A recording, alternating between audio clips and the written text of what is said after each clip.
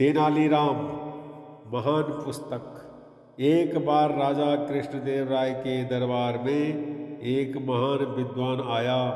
उसने वहाँ दरबार में उपस्थित सभी विद्वानों को चुनौती दी कि पूरे विश्व में उसके समान कोई बुद्धिमान व विद्वान नहीं है।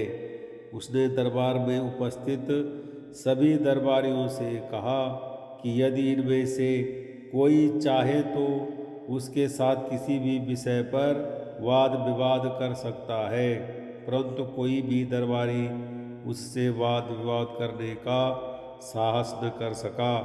अंत में सभी दरबारी सहायता के लिए तेनालीराम के पास गए। तेनालीराम ने उन्हें सहायता का आश्वासन दिया और दरबार में जाकर तेनाली ने विद्वान की चुनौती स्वीकार कर ली। दोनों के बीच वाद विवाद का दिन भी निश्चित कर दिया गया। निश्चित दिन तेनालीराम एक विद्वान पंडित के रूप में दरबार पहुंचा। उसने अपने एक हाथ में एक बड़ा सा गट्ठर ले रखा था, जो देखने में भारी पुस्तकों के गट्ठर के समान लग रहा था। शीघ्र ही वह महान विद्वान भी दरबार में आकर तेनालीराम के सामने बैठ गया।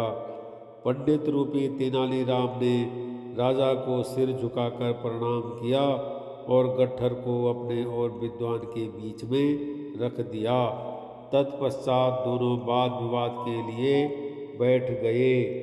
राजा जानते थे कि पंडित का रूप धरे तेनालीराम के मस्तिष्क में अवश्य ही कोई योजना चल रही होगी, इसलिए वह पूरी तरह आश्वस्त थे। अब राजा ने वाद विवाद आरंभ करने का आदेश दिया। पंडित के रूप में तेनालीराम पहले अपने स्थान पर खड़ा होकर बोला, विद्वान महाशय, मैंने आपके विषय में बहुत कुछ सुना है।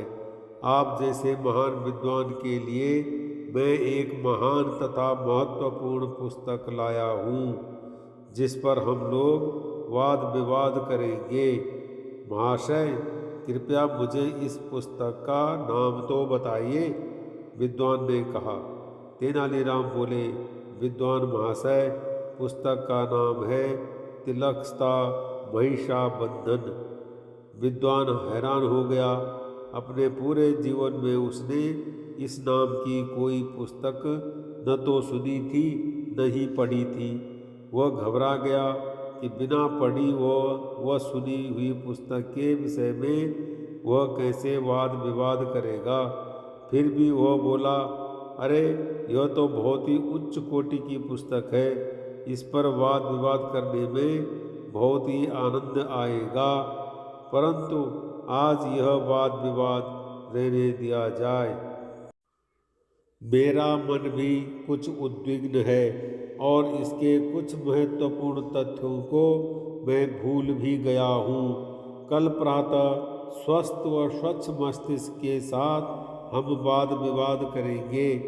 तेनालीराम के अनुसार वह विद्वान तो आज के वाद विवाद के लिए पिछले कई दिनों से प्रतीक्षा कर रहा था, परंतु अतिथि की इच्छा का ध्यान रखना तेनाली का कर्तव्य था, इसलिए वह सरलता से मान गया।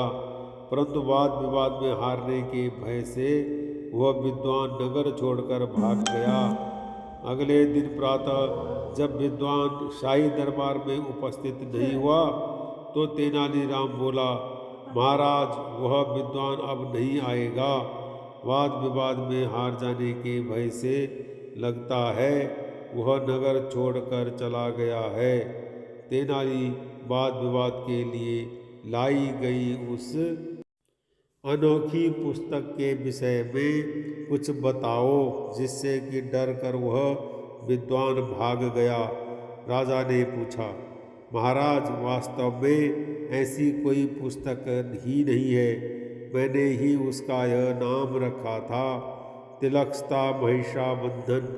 इसमें तिलकस्ता का अर्थ है शीशम की सूखी लकड़ियाँ और महिषाबंधन का अर्थ है वह रस्सी जिससे भैंसों को बांधा जाता है।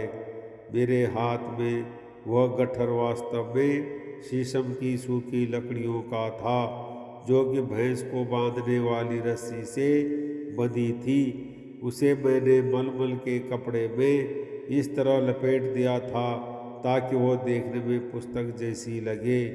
तेनालीराम की बुद्धिमत्ता देखकर राजा व दरबारी अपनी हंसी नहीं रोक पाए।